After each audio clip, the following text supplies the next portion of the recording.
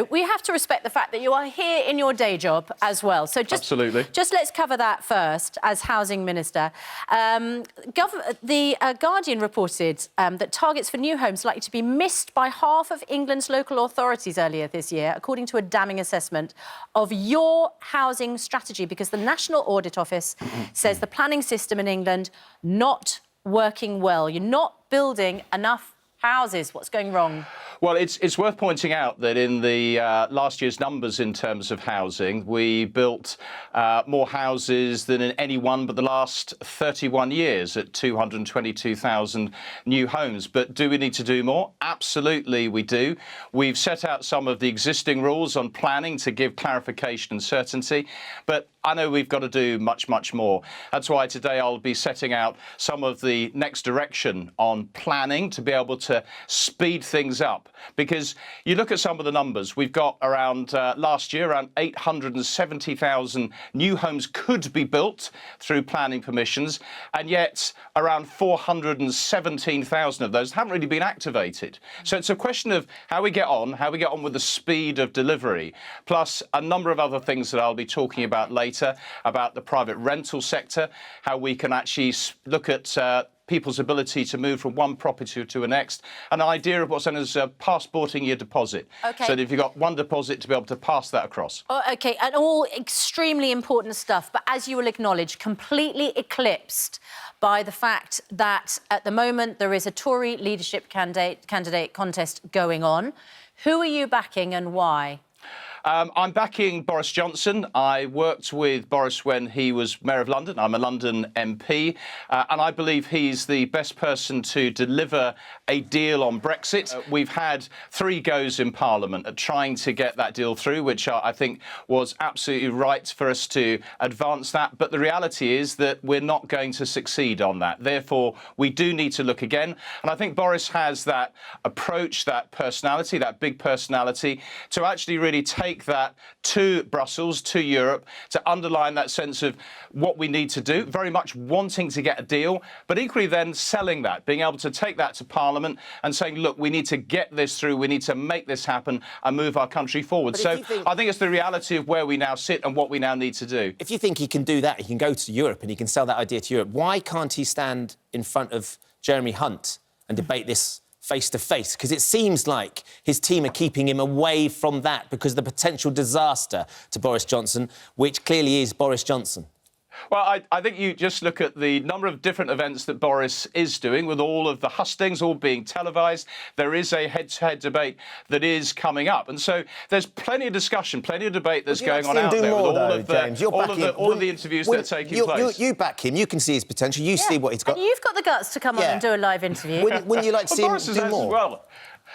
No, I think the thing is that Boris has been doing a number of interviews. If you saw earlier in the week, actually taking calls on the radio, being open in that way of taking some of that scrutiny and some of that challenge. Hang on, sorry, are you talking about the interview on LBC with Nick Ferrari, where he had to ask him 23 times about the photograph which appeared of Boris and Carrie, his girlfriend, on Sunday, and Boris would not answer questions about that photograph? Do you think that's being open and honest? Well, I think it's your question to me was the scrutiny that Boris is applying himself to. And on this issue of people's private lives, yeah, you know, I think there are some lines to be drawn in terms of how you engage, how you involve those who are around you. But obviously, yeah, there's been plenty more scrutiny, plenty more questioning, I'm sure, with other interviews with all sorts of different broadcasters as well. And that's right and proper, in the same way that here I am, whether it's talking about housing or whether it's talking about the leadership contest.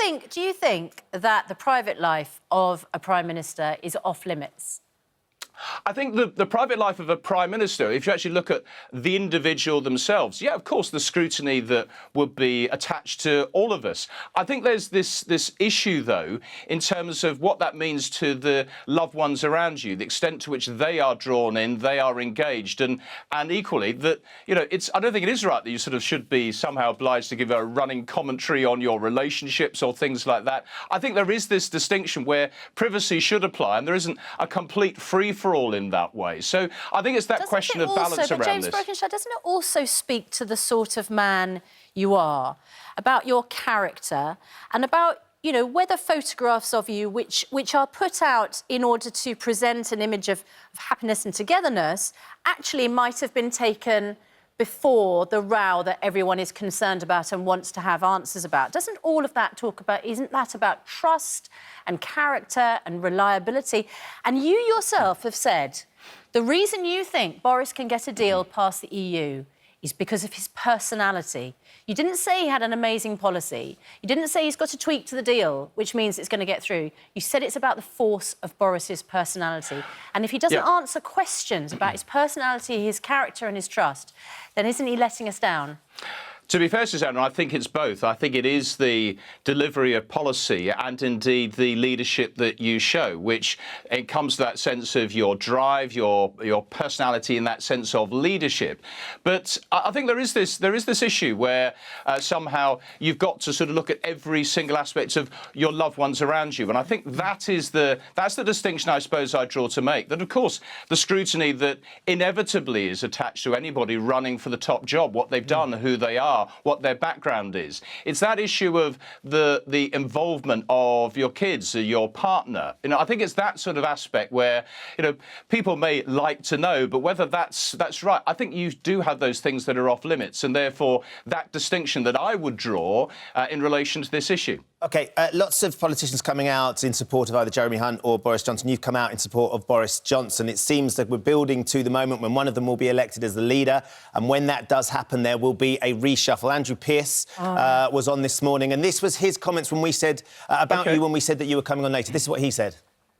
We are a little bit later on talking to James Brokenshire, who is the housing minister, who is actually... What is... Got something to tell us? No, he won't survive the reshuffle. He won't. Well, hang on, he's backing Boris now. Is that so he can? So what? Do you know what? That won't be enough. Andrew... So I'm sure you would deal with this sort of speculation all the time. Yeah. Have you got an eye on the reshuffle? Because you are the 8th housing minister since 2010. Well, to be honest, my focus as I am today is getting on with the job, landing announcements and focusing on all those issues on housing and making that happen. What will be, will be. You know, politics is, it's a rough, tough old game where you can be in 1 minute, out the next. But it's a privilege to serve and to use that opportunity while you can. Do you think you've done enough to survive, though, James?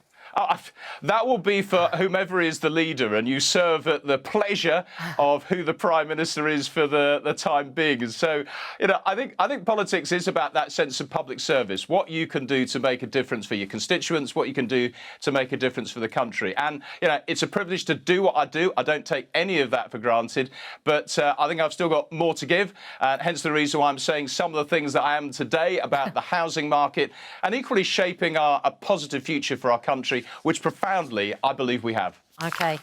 James Brokenshire, thanks very much indeed. Thank you for joining us, James. Thank you.